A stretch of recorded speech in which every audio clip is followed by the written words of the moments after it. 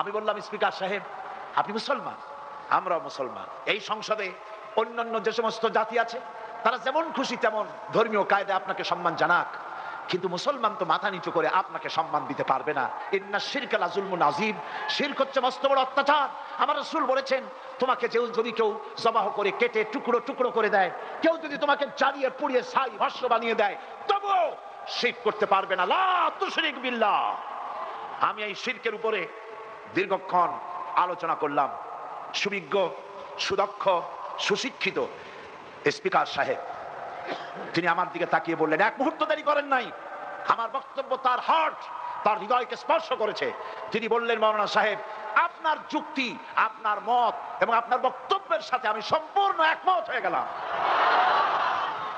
আমার বন্ধুগণ, কথাটা এই জন্য আনলাম, আল্লাহর ইবাদতের মধ্যে কাউকে শরীক স্থাপন করা যাবে না।